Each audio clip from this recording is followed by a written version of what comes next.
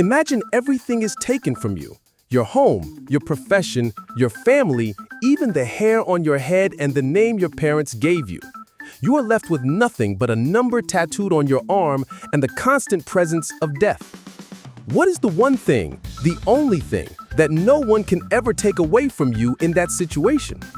According to a psychiatrist who survived 3 years in Nazi concentration camps, including Auschwitz, it's the last of the human freedoms, the power to choose your own attitude, to find your own meaning in any given set of circumstances. This single idea is the foundation of one of the most important books of the 20th century, and it reveals that the primary drive in our lives isn't the pursuit of happiness or pleasure, as we're so often told. It's the pursuit of meaning. Viktor Frankl, the author, observed firsthand that the people most likely to survive the horrors of the camp were not necessarily the physically strongest. They were the ones who held on to a reason to live, a child waiting for them, a book they needed to write, a loved one's face they held in their mind. They had a why that allowed them to endure almost any how. And a why is exactly what we're searching for today. Welcome back to You Are What You Read. I'm Jane, and this is the man who just blew your mind, Sam. That staggering concept you just heard is the core of the book we're diving into, Man's Search for Meaning by Viktor Frankl. And honestly, Sam, calling it a book almost feels like an understatement. It's part memoir, part manifesto for the human spirit. It truly is. It's one of those rare books that gets heavier in a good way the more you think about it. It's dense with life-altering wisdom. Absolutely. So today, we're going to try and do it justice by unpacking 3 of its most profound lessons. First, we'll dig deeper into that idea you opened with, the crucial difference between pointless suffering and meaningful suffering. Second, we'll explore Frankl's 3 concrete paths that he says any of us can take to discover meaning in our own lives. And finally, we'll talk about a concept that sounds like a contradiction, but might be the key to resilience: tragic optimism. Ready to get into it? Let's do it. So, the first big takeaway is this clarification on suffering. In our modern culture, we're taught that suffering is something to be avoided at all costs. It's an anomaly, a bug in the system of a happy life. Frankl, having experienced the absolute worst of it, comes to a completely different conclusion. He says suffering is an inevitable, ineradicable part of life. The question isn't if we will suffer, but how we will respond when we do. Okay, so let's pause there, because that's a tough pill to swallow. He's not saying suffering is good, right? He's not advocating for masochism or saying that we should go looking for pain. Not at all. That's the critical distinction. He's not glorifying suffering. He's saying that meaning can be found in spite of it.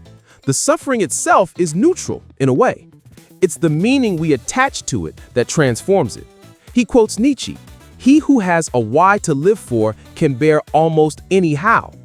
In the camps, the how was starvation, disease, and brutality. The why was the meaning that kept a person going. The suffering of someone who had given up, who saw no future and no point, was pure despair. But the suffering of someone who was enduring it for a reason, to see a loved one again, to finish their life's work, that suffering was transformed into a sacrifice, into a challenge. It had a purpose. So it's the frame you put around the experience. 2 people can be in the exact same terrible situation. For one, it's a meaningless hell.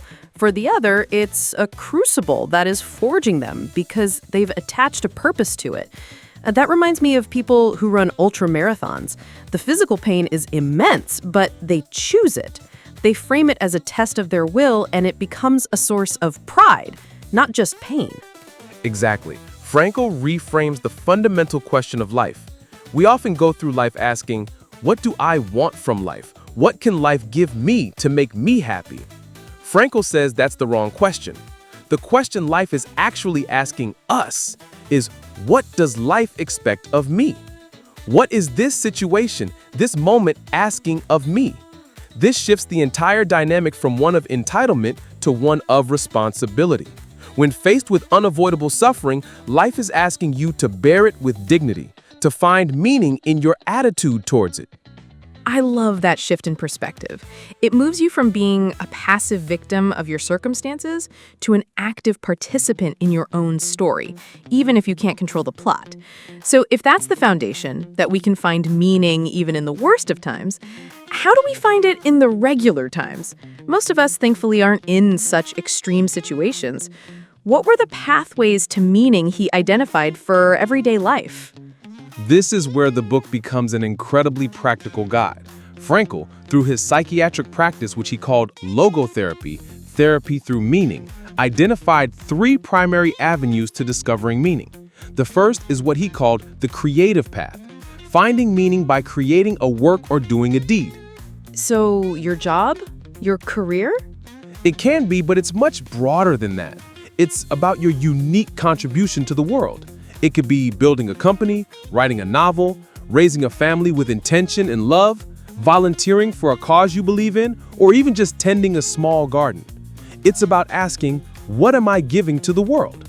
Frankl's own example from the camp was his fierce determination to rewrite the manuscript of a book he was working on, which the Nazis had confiscated. The idea of completing that work, that contribution, gave him a profound reason to survive. Okay, so that's the path of doing, the active contribution. What's the second one? The second path is experiential, finding meaning by experiencing something or encountering someone. This is the path of love, connection, and appreciation. It's about being received by the goodness of the world. This could be the profound love for another person, a partner, a child, a friend. Frankl speaks beautifully about how, on a death march in the freezing cold, he would conjure the image of his wife's face, have conversations with her in his mind, and be filled with a love so intense that it made the suffering bearable. Wow. But it doesn't have to be just that. It can be finding meaning in being moved to tears by a piece of music or standing in awe of a sunset over the mountains.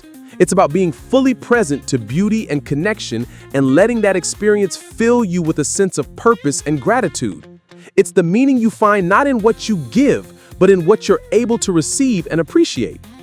That feels so important today when we're all so distracted.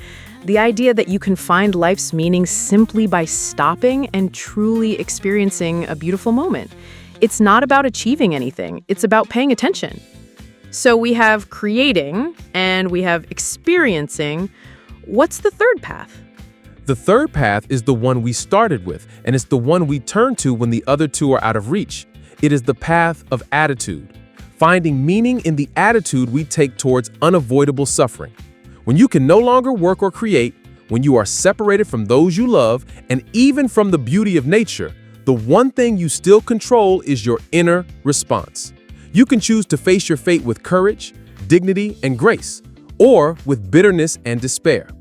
Frankl saw men in the camps who would walk through the huts comforting others, giving away their last piece of bread.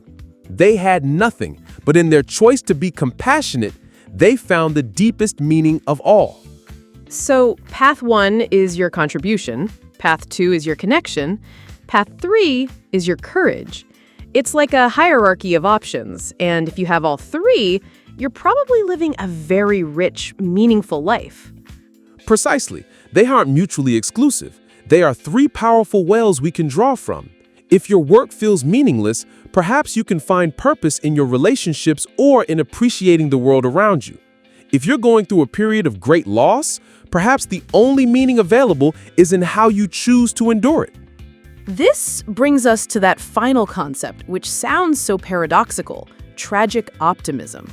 It feels like something we really need in the world right now, but it also sounds incredibly difficult.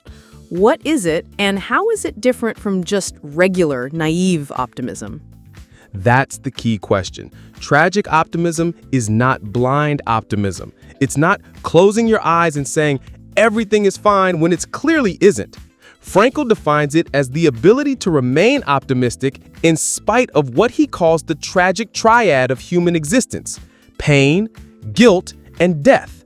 These 3 things are unavoidable for every single human being. You will experience pain, you will make mistakes and feel guilt, and you will die. Tragic optimism is an optimism that has looked that reality square in the face and still says yes to life. But how? That sounds like a superpower. If you're wrestling with pain or immense guilt, saying yes to life can feel impossible, even insulting. How does Frankl say we can actually cultivate this? He says we do it by activating the very human capacity for self-transcendence. This is the idea that human beings find fulfillment and meaning only when they forget themselves and dedicate themselves to something outside of themselves, either a cause to serve or a person to love. The more you chase happiness directly, the more it eludes you. Happiness, he says, is a byproduct. It ensues when you have a reason to be happy, and that reason is always found in self-transcendence. So the antidote to the tragic triad is to stop focusing on your own pain, your own guilt, your own mortality, and instead focus outward on your contribution and your connection, the first two paths to meaning. Exactly. Tragic optimism is the result of living a meaningful life. It's saying, yes, there is unavoidable pain in my life, but I can turn this suffering into an achievement. Yes, there is guilt in my past, but I can use it as an opportunity to change myself for the better. Yes, life is transitory and will end, but this very fact makes it my responsibility to use my time wisely and make the most of every moment. It's an optimism that is earned, not just declared. It's forged in the fires of reality, not in the comfort of denial. Wow, okay. Let's bring this all home. This is so profound, but it can feel very philosophical. I want to make this real for everyone listening. We aren't in Auschwitz, but people are feeling lost. They're in jobs they hate, they're navigating painful breakups, they're feeling a general sense of anxiety and aimlessness about the future. How can someone listening right now use Frankl's ideas tonight to start making a change? This is the best part of the book. It's incredibly actionable. I have 3 concrete things anyone can do. First, try asking yourself the logotherapy question. For one day, stop asking, what do I want from life? And instead, every time you face a challenge or a decision, ask, what is life asking of me right now? If your boss is difficult, maybe life is asking you to practice patience. If your friend is hurting, maybe life is asking you to practice compassion. This small shift moves you from being a consumer of life to a respondent to life. It's a game changer. I love that. It's like a mental judo move, from give me to what can I give. What's the second one? Second, do a quick meaning audit. Look at Frankl's 3 paths: creating, experiencing, and attitude. On a scale of 1 to 10, how fulfilled do you feel in each area? Is your work life a 3, but your family life is an 8? That's okay. It shows you where you're drawing meaning from. If you find all 3 are low, pick the one that feels most accessible to you right now and take one small step. You don't have to find a brand new meaningful career tomorrow. Maybe you just sign up to volunteer for 1 hour, or decide to call that friend you love but haven't spoken to in months, or simply go outside and watch the sunset without your phone. So diagnose your meaning portfolio and then make one small investment. That's super practical. Okay, what's the third? The third is a specific psychological technique Frankl developed called paradoxical intention. It's brilliant for anxiety. He argues that we often get stuck in a loop where we fear a symptom and the fear itself produces the symptom. For example, you fear blushing in public, so you get anxious about it, and the anxiety makes you blush. Frankl's advice was to try, paradoxically, to do the thing you fear. Tell yourself, okay, today I'm going to show people what a world-class blusher I am. I'm going to try and blush brighter than anyone has ever blushed before. By trying to force it, you short-circuit the anxiety loop because you can't be anxious about something you're actively trying to do. You can apply this to a fear of public speaking, insomnia, or any number of anticipatory anxieties. That is such a fascinating and counterintuitive tool. So to recap, shift your core question from what you want to what life wants from you, audit your 3 meaning pathways, and take one small action. And if you're anxious, try to lean into the fear with paradoxical intention. That is an incredibly powerful toolkit from one short book. It really is. It's a book that doesn't just give you comfort, it gives you strength. It certainly does. So here's our challenge to you, based directly from Viktor Frankl's work.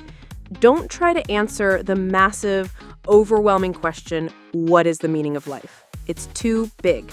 Instead, ask yourself a much smaller but infinitely more powerful question. What is one task or one person that's asking for my attention, my care, my contribution today? Find that one small thing. Maybe it's finishing a report with excellence. Maybe it's truly listening to your partner for 10 minutes. Maybe it's forgiving yourself for a mistake. Exactly. Find that one thing and do it.